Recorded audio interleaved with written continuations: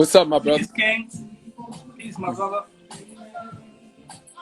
I had to put on my hood because I saw your lineup, and I was like, "Dang, I gotta get my hair cut tomorrow." So let me do this real quick. Man, you should have told me, man. I would have wore a hat, man. No, it's cool. I'm gonna let you live. I'm gonna let you have your life, your moment right there. Okay. Thank you for having me, man. Thank you for coming on, brother. Thank you, man. I reached Yeah. out. You said no problem. Let's do it. Yes, sir. Where you at right now? I don't even know. North Carolina. Oh, okay. Okay. I'm from New York originally, but I'm out in North Carolina right now. Got you. What part of North Carolina? Greensboro area. Oh, dope. Okay, cool. Like an hour I'm right in Atlanta outside right Charlotte. now. Okay. Yeah. I know I got some actors up there. I'm in Atlanta right now. Got you. Yeah, man. How you been doing lately, King? Things are great, man. I love life, and life is loving me, man. I can't complain. Yes, sir. Got a movie out right now. Did you Yeah. watch Charm City? Oh my God, we're gonna get into that. Later Yes, on. sir. I love it. Me and wifey watched it the other night, man. I love it. We're gonna get into that. Word. You from Baltimore, Yes, sir. so that's crazy how that come back full circle in your career. Yeah. But you from Baltimore. How was it like for you growing up in Bmore? I mean, it wasn't nothing out of the ordinary for me. The only thing was within my household. Both of my parents are deaf, so I'm fluent in sign language. So therefore, it was a little challenge. But outside of that, that was my norm. That's all I knew until I got outside of the city, and I was like, "Oh, this is what y'all got to offer in Cali or Texas or New York and Florida." It's a bigger world. It's a bigger world. Yeah, man. Wow. So your upbringing, your parents were deaf. Yeah. How I know that had to be a challenge. Yeah, man. And a lot of times when as a kid and you're going through different things and you're experiencing different things, a lot of people go the other way. You know? And I'm not gonna get too preachy with it, but a lot of people go the other way where you just got different obstacles and different things. Yeah. And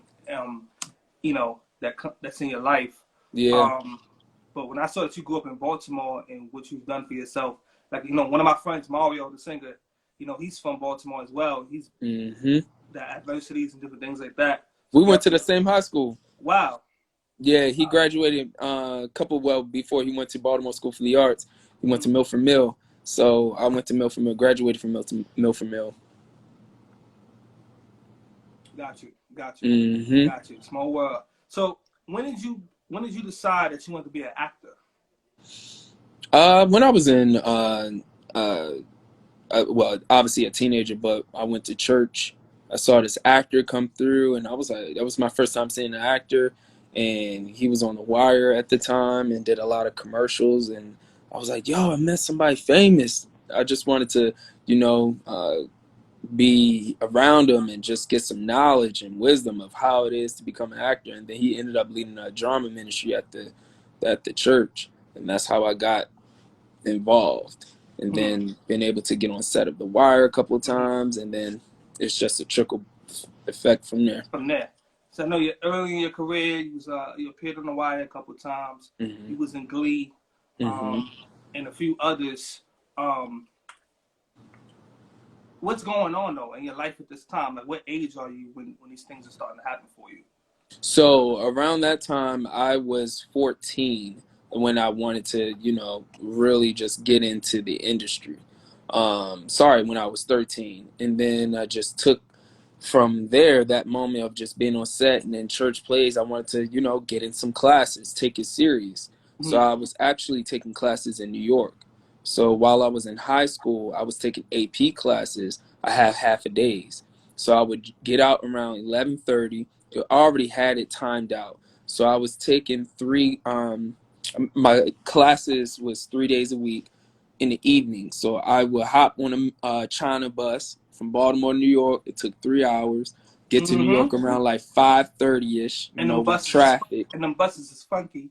But they get you up there. You know what I mean? $25 round trip. Got up there, man. That was my hustle for 2 years. I was taking classes in from 10th grade and 11th grade in New York. and I took it serious. And I had an agent at the time. I would always audition in New York. So yeah, so that was my hustle. And then I ended up, start interning in different offices in New York, and being able to just have the opportunity to intern turned to me starting my own business in New York, and then boom, the rest is history. Right. So you started out acting. What inspires you to make that transition of being an actor, making a name for yourself, to actually going a little more behind the scenes and being an acting coach? You know what? Before even getting to the acting coach, because acting coach honestly is like just the title that's just given. I just want to say that I always saw God bless my hand helping other people at an earlier age. So I saw that I wanted to, pursue just this thing of just being in front of the camera, but God was just rewarding me when I helped somebody else out. So I saw more doors and opportunities open up, and I enjoyed that. I could be in the same audition room with my homie, and I'll be wanting him to go book the job and how to get an agent or how to get a manager or audition opportunities. And more doors were opening for me. So I was like, yo, this is actually a business. So let me try to capitalize on this. And I did. And I opened up my company in New York called TMR. I know what I know. I knew what I knew at that time. I was on set of After Earth, Will Smith and Jada Smith, and there Pierce Austin sowed the seed. So thank you, Pierce Austin. If you're here, if you're listening, I always hit him up. Every time I see him, I always be like, yo, you planted the seed. He planted the seed called Rich Dad, Poor Dad. He told me I need to read this book while I was on set by Robert Kiyosaki about how you can be here, but you can still be making money. So when I read that book on set, I was an agent at the time at Wilhelmina, and I was like, yo, I'm 21. I'm here in Costa Rica on set, and these people are winning. How could I win like them? So when I got back, I quit, started my own company, and the rest is history. God opened those doors, and I started my company called TMR in New York. I opened up in LA a year later, and then I opened up 3 more offices in Chicago, Atlanta, and in New Orleans. So I had 5 satellite offices at the age of 21, and that was a blessing at the time, So needless to say, it all started with I just want to act, but it's more than that. You could do so much more in the industry. Whenever you're doing something that you love, and I realized that whenever you truly doing something that you really love, everything is pretty much just going to fall into place. Yeah, man. And when you go into something being humble, and willing to help others, and pretty much willing to each one teach one. As you learning, you teaching somebody else, you helping somebody else along the way. Yes, sir. That just open up more doors, more opportunities for you. Yes, sir. The more people you help, the more people notice you at the same time. Yes, sir. Help you kind of situation, and that's what I pretty much live by. I'm helping you, you helping me. At the same time, and just in this industry, you don't really get a lot of that. Nah, you don't. A lot of people listen. If it ain't about the bag, I'm not giving you no insight. I'm not giving you no information. So for my listeners, can you elaborate a little bit more on what an acting coach is? Absolutely. So an acting coach is like the liaison between the talent and the production company. So that could be the director or the production company, right? And basically it's just executing the performance quicker on set. So I'm helping the artist deliver their performance quicker on set because time is money. So an acting coach help out the artist bring the best performance so that the director and producers can be satisfied.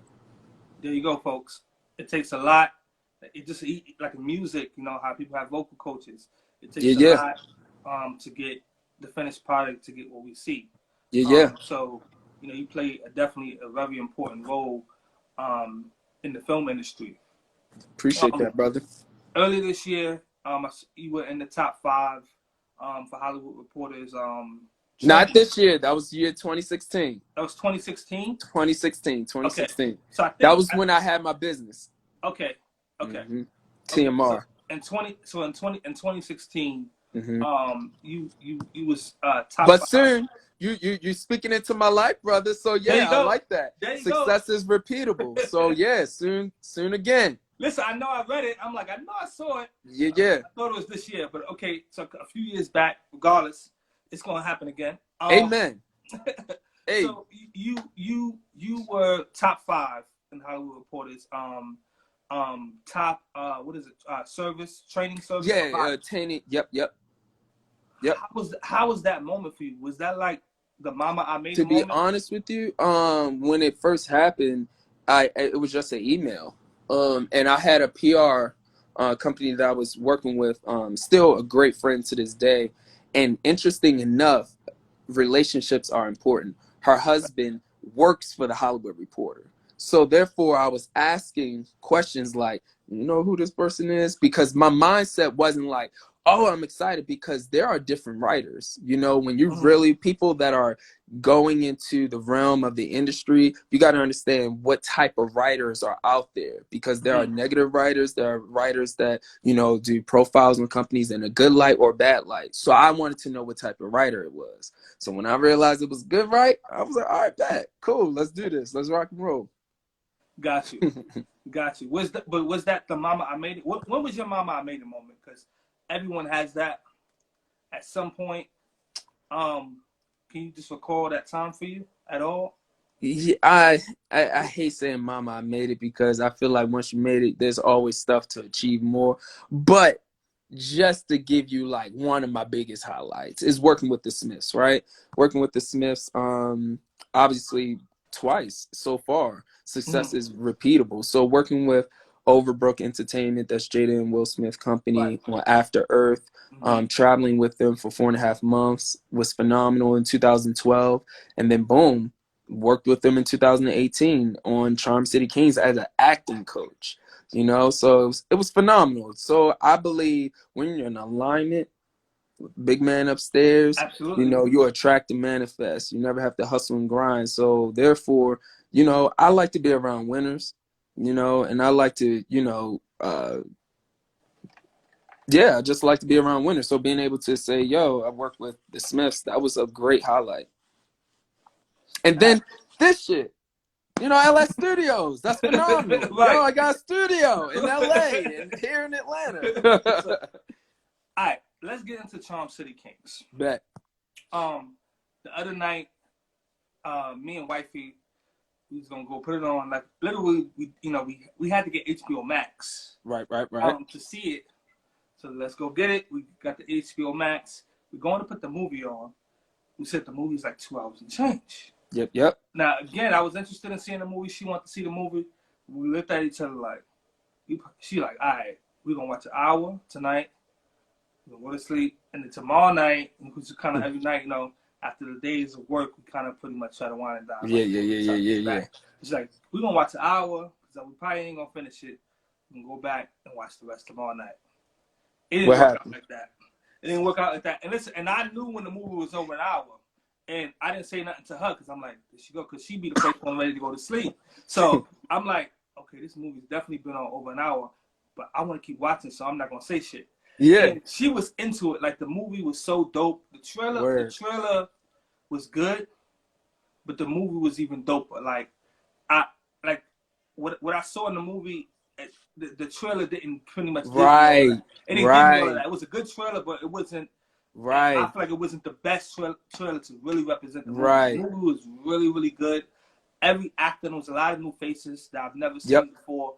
Yep. Everyone bought it. You know what I'm saying?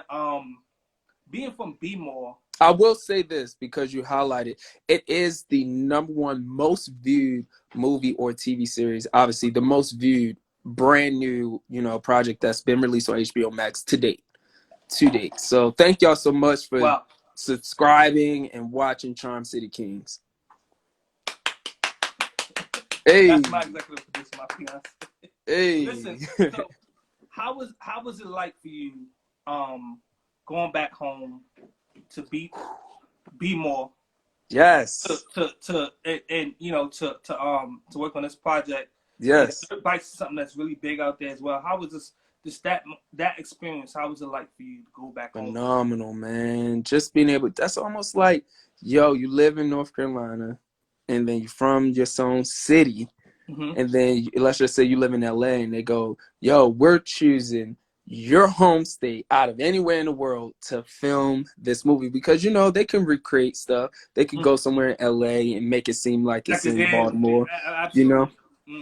But for them, for the producers, specifically Caleb Pinkett is from Baltimore. You know, Jada Pinkett is from Baltimore. They want it to be an authentic movie about Baltimore, from Baltimore. So it was just a blessing, man. Just being able to get the phone call from producers and, you know, having a conversation with the director and getting flown out literally that same day after the phone call.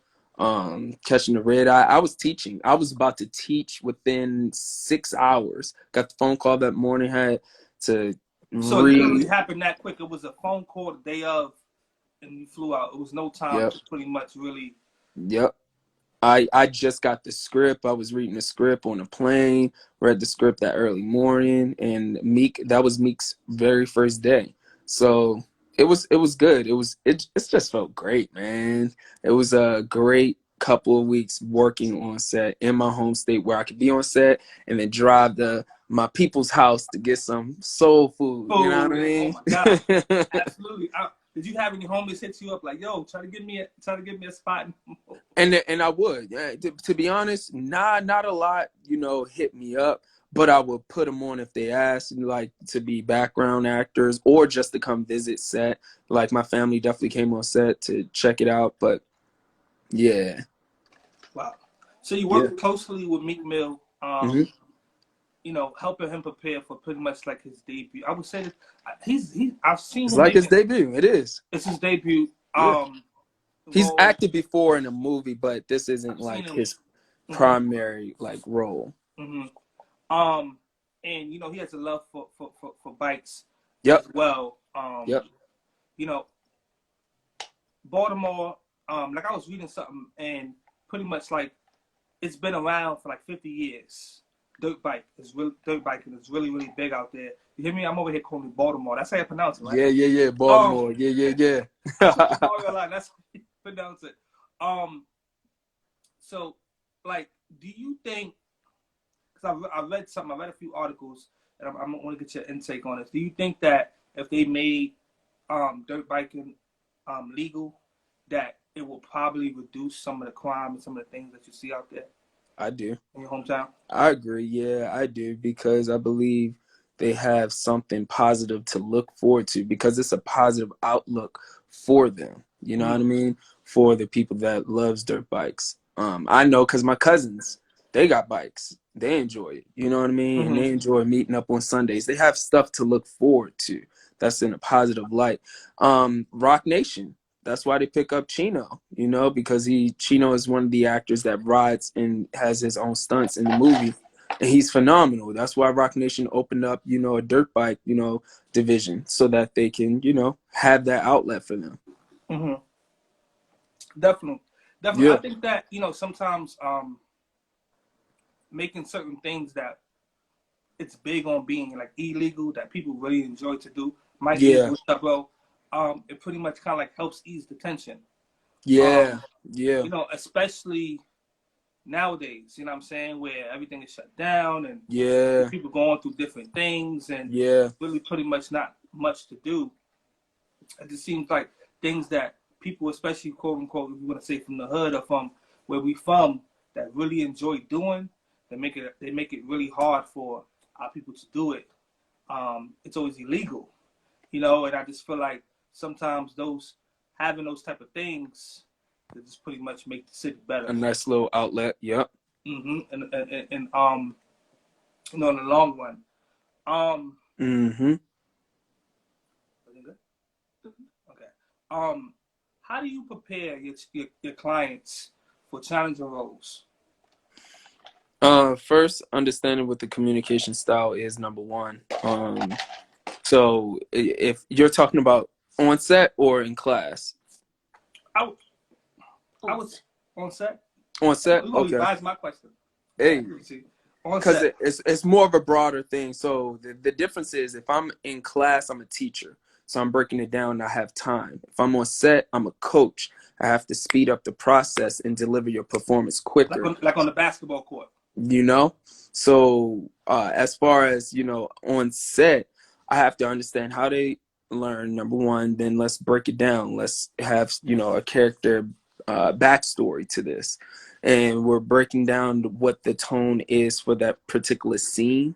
And then there's so much more fundamentals that go into play and what their conversation is between, their point person in the scene.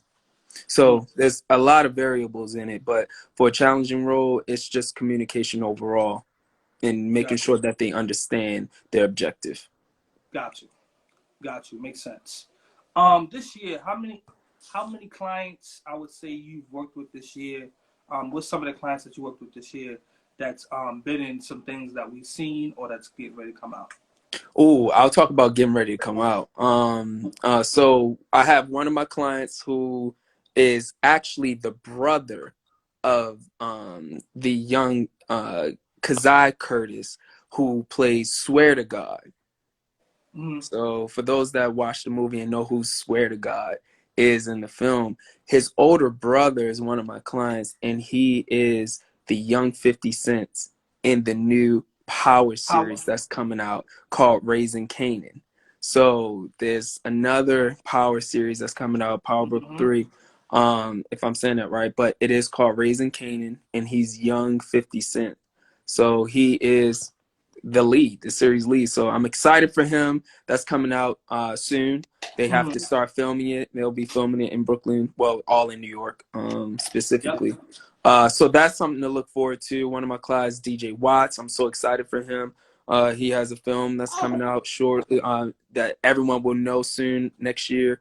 And also he's in the new Disney's for those that are like 90s kids or 80s kids, the Mighty Ducks. So he's a series regular on the Mighty Ducks. So that's one of my clients as well. So just excited for those two because that was the biggest one for this year, specifically January, February, prior to COVID. And then everything just kind of shut down. And then, we're picking back things up within the last month. Right. Like I spoke to Rodney Perry last night. Yes, sir. As well. And he was talking about coming to America too. Yep. Did you hear that they just got picked up by Netflix? I'm at Amazon. Sorry, I'm confused now. Amazon. Amazon. Yes. Amazon. Yes. He told me Amazon. It's gonna be out on Amazon. I guess they said, hell, we're waiting for the movie theaters to open back up. So I'm definitely December 18th. He's gonna be in that. Yep. What roles have you helped Rodney prepare for? I didn't ask him this question last night, but that's great. It's a bunch of projects that we auditioned for where I'll talk about some of the characters, because the shows and movies, it's a lot that he auditioned for. But he's definitely, the straight man, or he is that and when I say straight man, where it's like specifically he is the character in a comedy series where it's like he's not like over the top type of guy. He's gone off for like dads and uncles and the crazy cousin. The roles are just different every time.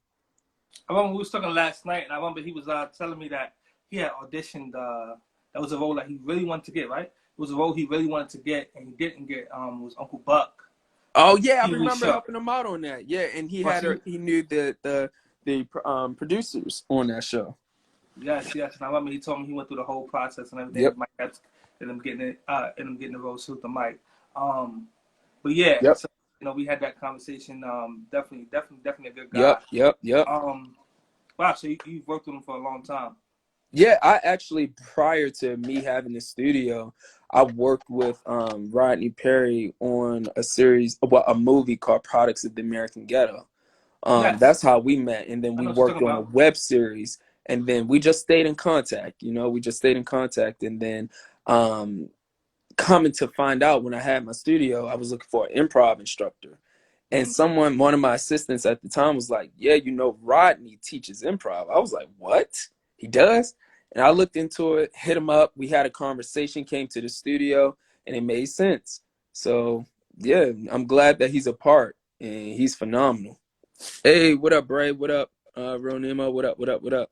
How can an aspiring actor, somebody who may be watching this right now, get your assistance?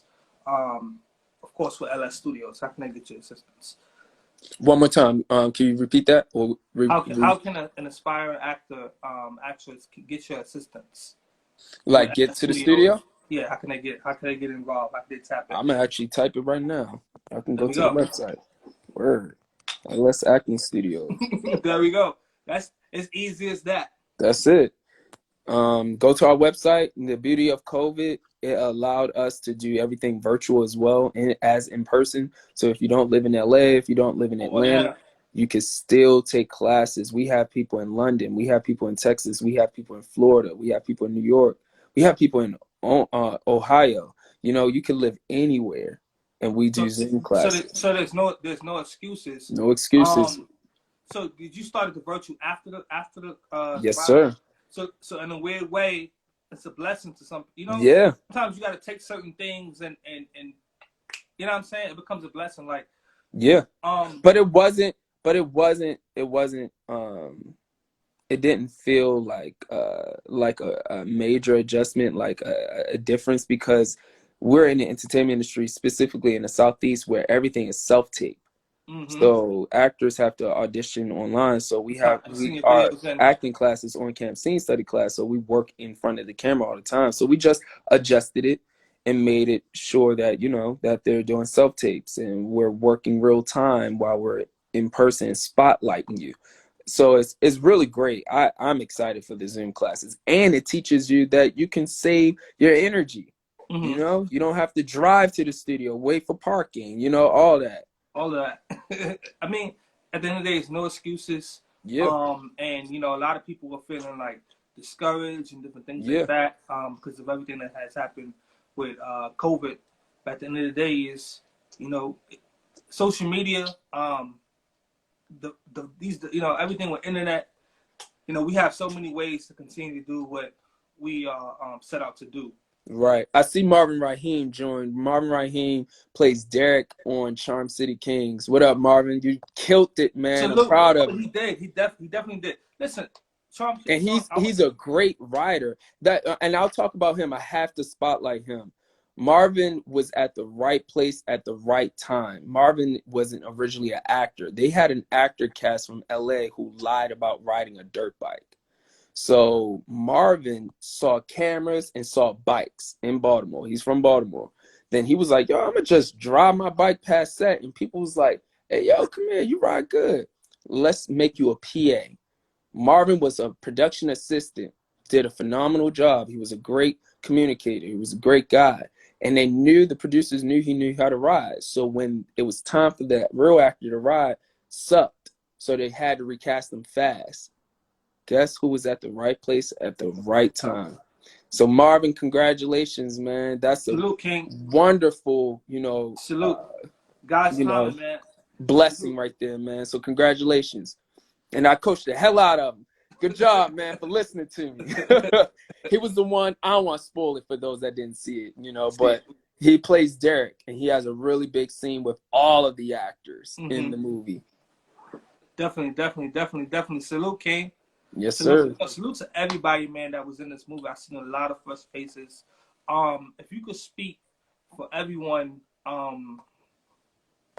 that pretty much that played the part in putting this together, what would you say that you all wanted people to take away from this film? That you're talking about specifically for the crew and cast that put it together, right? Because when you set out to do something, everyone pretty much should have the same goal and the same vision. Yeah, absolutely. This is what you guys really wanted to bring to life. You want to know something? You just spoke it, but I'm gonna give a different perspective that a lot of people that's not in the industry probably won't even know. That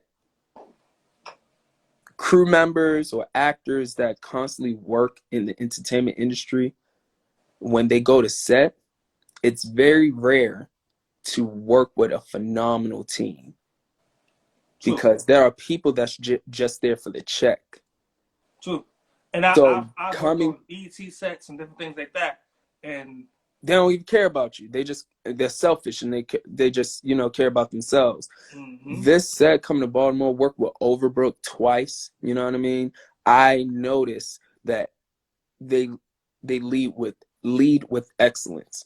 This whole set was phenomenal. It was great. It was great communicating with all the crew. It was great communicating with the cast. So it's always a good time working on a set that, you know, just gels together. Got you. Definitely, folks, if you haven't seen Charm City Kings, is on HBO Max. Yeah. I think that. Hey, what up, Lil Diddy? Lil Diddy just joined. Man, he that little nigga there. That one, he's in Charm City Kings. That's he's the in one Charm with the City Kings. dreads. The one with the dreads. I'm trying to recall. That's the Swear to God Mouse. Got and you. Then the other one with the dreads. Got you. Yeah. That's the one with him and Derek. Right. Yeah. Got you. Yes, sir. Man. Good job, man. Good job, Lil Diddy. He's a phenomenal actor as well. I'm gonna have to, guys, go ahead and follow me, man. I'm gonna have to go ahead and follow y'all back, man. I definitely talk to y'all at some point. LS Studios. Studios. So you guys help everyone, pretty much anybody who wants to be an actor, actress, pretty much help them along their way. What's some of the people? What's some of the clients that you? I would say some of your top clients that you've worked with. Some of the top that you have been proud to work with at your studio. To be honest, man, when I think of top, I think of people that are not names. To be honest with you, I think of top that are people that are consistent in their craft, that's been stayed through consistently, and they saw the fruits of their labor. That's top to me, because I can get hired to come on set, and that's just like, yo, the cherry on top. You know what I mean? Because that's like, if they already arrived through my studio, I like the people that constantly that I work with from the 2 to 3 years or the 1 year, they stay consistent, and then boom, they got an agent or they got their SAG card. I got a phone call today from one of my actresses who was giving up their career 5 years ago, and they just got their SAG card because they walked through our doors and was like, I'm not going to give up. You know what I mean? So it's just those moments. That's like dope to me. You know? Hard work. Yeah, hard work. The seeing that the hard work is paying off. Yeah. Anything else that you're working on that you can probably give a brief about, or anything else that's on the pipeline for you? To be honest, right now, man, my time has been stretched where I'm focusing on my studio. I'm focusing the biggest partnership that I have right now is in London. So I am like been coaching some actors and partnering up with some companies in London right now, where once COVID dies down, that I'll be taking my talents in school to London, so the UK. So I'm excited about that partnership. I'm excited about that growth. Yeah, it's pretty exciting, man. So right now in Atlanta, right now in LA, we'll be coming to New York soon. I have a lot of talent in the tri-state area, and right now building in London. Definitely. Yeah, man. And salute to you, King. Word. You under. Wait, we got. All right, we got a question here. Oh yeah. Y'all got questions? All right, cool. Folks, we got a little time. I'm not gonna hold them up too much longer. If you have any questions, feel free to send them in. Yeah. Erica Kane said, "How do you prepare your clients to separate from themselves from the role being played?" Got you. Understand that the character that you're looking at on the black words on that white paper is not separate from you. It is you. It's a marriage. The character in you, which is Erica, you and Samantha, you and Ashley, you and Dr. Rose. It's a marriage. So you have to find your authentic self under that current reality of whatever that scene calls for. All right, so I don't like to call it separate. Step your shoes in that person's, the character that Dr. Rose, Samantha, or Eric, whoever that character is. Okay, because then once you do that, you separate yourself from the other actors auditioning for that. and that's called choices. And those moments that casting directors look for, agents look for, producers look for, directors look for, is your strong choices, because it's you. All right. Like when I was talking to Darren Henson, he told me that, this pretty much, like, I asked him, who was his favorite character pretty much to play, like, good or bad, and some of the bad characters that he's played, he's always mostly played the good guy or something. And he said, you know what? He said, I've never had a script and I felt like the guy was a bad character. Mm-hmm. He said, I try to put myself in that person's shoes and absolutely, understand what that person is going through. Absolutely. In every character that I play, he said something along the lines like he tries to find a little bit of himself. Yeah. And see what he would do in that position and how he would move and how he would operate. But you've seen it. People get roles and sometimes it kind of sticks with them. And, absolutely. Or you see them play the same character, again and again and again. Because they did a fucking phenomenal job. And they did a phenomenal job. And you're like, damn, how does this person still get booked to play the damn cop? Yeah. Plays the hell out of a cop. Yeah. You know what I'm saying? Like, what's the guy, I'm pretty sure you probably met him before, that was on The Wire. The older man, he has like a short cut. God, what's his name? He was in The Wire, man. He was a detective. See, it's not ringing a bell. But while you're doing that, I do want to say, because some of my students are on here and they heard me say this, is that you have to justify your character. Don't judge the character. Don't look at it and start judging them. Be like, oh man, they're a thief, they're a robber, they're a drug dealer, and you can't relate to that. You got to justify their actions. Don't judge the person. Wendell Pierce. Okay, yeah, I never met Wendell, but I know who you're talking about. Folks, if you don't know who Wendell is, I'm talking about this guy here. Yes. This brother here, I've seen, you've seen him play a cop pretty often, detective pretty often, but just different people when they get different roles. You see them sometimes play the same role over and over again. Sometimes as a person who likes movies, as a fan of this film in general, sometimes you're like, God, this guy's playing the same thing again, but they do a really good job at it. But sometimes, how do you help? This is just a question that's popped in my head. I'm trying to get it right, but how do you help, like, your folks that you work with, pretty much get into? Because a lot, you don't want to stay stagnant for too long. You don't want to do the same thing for too long. How do you help people kind of like transition in their career? Yeah, and just trying to help push them forward. Absolutely. I mean, that's what our studio is all about. We don't just offer classes. Our classes is definitely designed where when you come in, you get a sense of a management feel and you get a sense of like a family feel, because we really care and cultivate the artist's career. That's the difference between our studio and any other studio, is that we want our students to go and get the bag. Why just teach you the fundamentals, but we don't teach you the business side? So we're really big on the business side. And when you have the business side, then you should be ever evolving. And one thing about our studio, all of my instructors, we don't live on old success. We're currently living and doing it. You know what I mean? And there's a lot of studios that live off of old success. And this is 2020. It's new times. Right? So we want to revitalize our studio. So if we're revitalizing our studio, you're going to feel like you're revitalized. That's the difference with us. I can't speak for any other studio, but through our doors, you're going to get pushed. You're going to get to the next level, because we offer so much stuff outside of classes. We offer talent showcases. We offer talent conventions. We offer, actor showcases where actors can perform in front of agents and managers from all across the world. At the end of the day, it's about what you're doing, what you're doing now. Yeah. And like you said, a lot of studios, you go there and pretty much they're focused on, they sell you on what they did 10 years ago, what they did 20 years ago. So definitely, man. Thank you once again, King. Thank you for joining me. I'm gonna say this. We got some more questions. I want to talk about my favorite moment of the movie. There we go. Let's go. Hey. But somebody said, what can you say to fans who don't like to separate the character from the actor? LOL. Huh?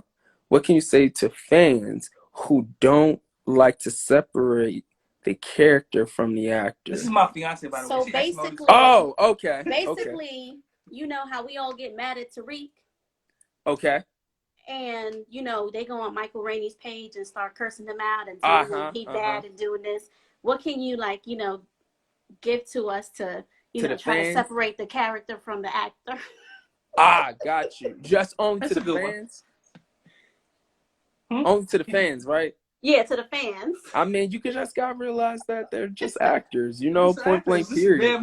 They're just actors. They're playing a role. But what I want to do, what I have to salute to Michael Rainey Jr., like, yo, he's playing the hell out of the role because he's making the audience feel some type of way. Exactly. You know what I mean? So congrats and salute to him. But one of my favorite one of many moments, I felt like, you know, they did Meek really well. So Meek has a great approach and approach to his character Blacks with the subtleties. So when you watch the movie, listening and watching, when y'all go and watch it, or if you have seen it, go watch it again, pay attention to Meek Mill's subtleties. And what I mean by that is he says a lot of things with his eyes and his facial expression. That's it. He never had to do too much because everybody always wanted something from him. So Meek was almost like the position of power in every scene that he did. So therefore, he ain't got to do too much because they come into his garage. They come to him a lot. So Meek ain't got to do too much. He said it all in his eyes, and that was enough. So it was the subtleties, and having a conversation with the director on Hell was phenomenal. Our DP was phenomenal. The producers are great. Like, to editing the film, like, it was beautifully done.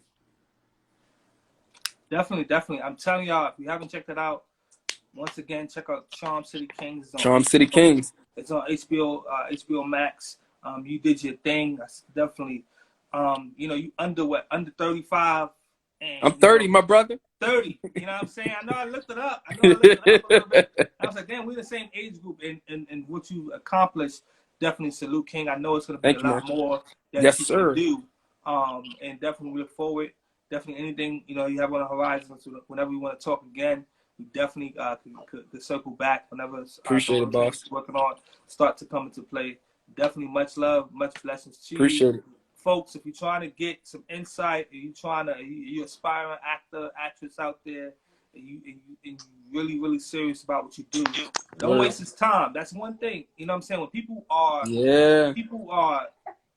love what they do, it's not just about the bag. You know, you can go up to LS Studios and be like, I'm just gonna pay, and don't show up and don't be on time. So definitely support.